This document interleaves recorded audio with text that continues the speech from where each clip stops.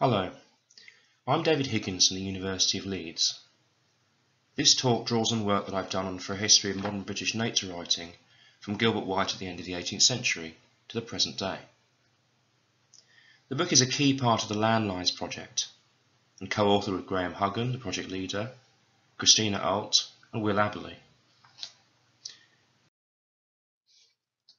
We explore the complexity of nature writing as a form and how, rather than being escapist, it engages with the crises of the modern world, political, ecological, aesthetic. I'm leading on the chapter on Romantic literature, so the late 18th, the early 19th centuries. It is common to associate the poetry of Romantic authors like William Wordsworth and Samuel Taylor Coleridge with nature, and yet the period's prose is equally fascinating. Even in the present day, nature writing is hard to define because it brings together different kinds of discourse: ecology, geography, cultural history, autobiography, and more. Romantic prose nature writing is even more multifarious. However, it can be usefully distinguished from the technical natural histories that were widely available in the period. While all the writers I discussed were knowledgeable about the natural world, this knowledge was expressed in innovative writing that, in contrast with more encyclopedic studies, was personal, occasional, local, and understood non-human nature as an active force rather than as a passive object of study. The writers that I discussed found the Nightjar a particularly curious and mysterious example of nature in motion. One more thing before I start. From its inception, the Landlines project has worked with local communities and organisations such as Natural England and the Leeds Library in order to generate creative opportunities for engagement with nature. Nightjar Night is the latest in a series of public-facing activities funded by the Arts and Humanities Research Council and made possible by the hard work and creativity of colleagues, especially Lucy Rowland, Pippa Marland and Susie Cross. My contact details are on the first slide. Please do get in touch if you have any thoughts or questions arising from this talk. Gilbert White is often acknowledged as the instigator of modern nature writing, and celebrated for his innovative depiction of a living nature. There are many remarkable passages in his Natural History and Antiquities of Selborne, but my favourite is a long letter in which White describes the importance of viewing and identifying birds in motion, as he puts it, rather than as static specimens. The letter itself swoops rapidly through kites, buzzards, kestrels, hen harriers, owls, ravens, rooks, crows, jackdaws, woodpeckers, parrots, magpies, jays, herons, pigeons, and many other birds. Its most self-consciously poetic image is of the fern owls or goat-suckers, which glance in the dusk over the tops of trees like a meteor. I think that White is trying to evoke what we would now call a shooting star in that image. He is referring, of course, to the nocturnal species now known as the European nightjar, a subject of popular superstition for supposedly suckling nanny goats and hurting weaning calves, although White dismissed those ideas.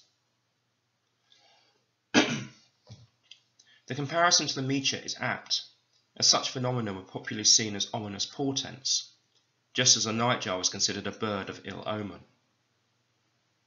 Perhaps because of the stories attached to it, and its similarity in flight to his beloved hirundines, swallows and martins, the nightjar was one of White's favourite species, a wonderful and curious creature, as he put it. In another passage, he described its movements in more detail.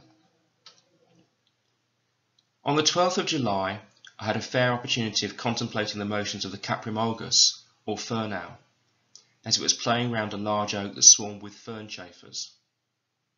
The powers of its wing were wonderful, exceeding, if possible, the various evolutions and quick turns of the swallow genus. But the circumstance that pleased me most was that I saw it distinctly, more than once, put out its short leg while on the wing, and, by a bend of the head, deliver somewhat into its mouth. If it takes any part of its prey with its foot, as I now have the greatest reason to suppose it does these chafers, I no longer wonder at the use of its middle toe, which is curiously furnished with a serrated claw. This passage is characteristic of White's prose in several respects. First, and most importantly, it is concerned with non-human nature in action. A true understanding of the nightjar comes not from studying it as a decontextualized specimen, but from watching its movements within a particular habitat and in relation to other creatures. The second characteristic aspect of the passage is its terminology. White knows the birds and the insects' technical Linnaean names, thus showing that he speaks the language of European naturalists, but also provides the common names by which these creatures are known in a particular place. Thirdly, the passage is based on personal observation rather than laboratory work, and emphasises the pleasures of field study. Fourthly, White extrapolates general principles from his specific observation. In this example, an understanding, incorrect as it happens, of the purpose of the nightjar's serrated claw.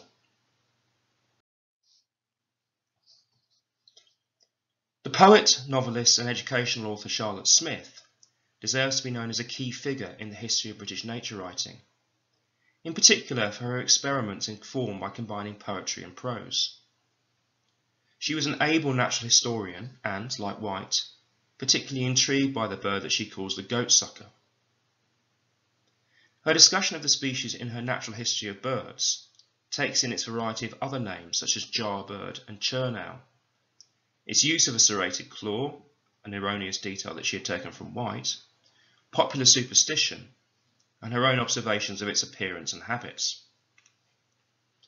She also quotes 4 lines from one of her sonnets in which it features. O'er the tall brow of yonder chalky bourne, the evening shades their gathered darkness fling, while by the lingering light I scarce discern the shrieking nightjar sail on heavy wing. The word heavy will seem odd to anyone who has seen a nightjar, and hardly represents its agility in flight. But Smith may mean something more like forceful than ponderous. The bird is also mentioned in her great prospect poem Beachy Head, where a brief reference to the evening sounds of the nightjar chasing fernflies is accompanied by a more detailed account of the bird in a footnote. Thus for Smith, the nightjar could be invoked in poetry as a mysterious creature that could scarcely be discerned in its nocturnal flights, and in prose as a species about which it was possible to gather a great deal of information. I turn now to the writer and engraver Thomas Bewick, best known for his history of British birds.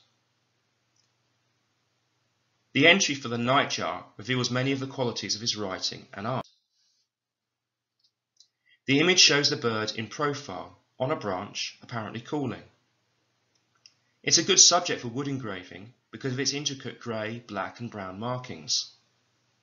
Therefore, little colour is sacrificed, and its camouflage connects it both to the tree branch on which it sits and the form in which it is represented. Bewick provides a fine depiction in which even small details, such as the bristles on its upper mandible, can be clearly made out.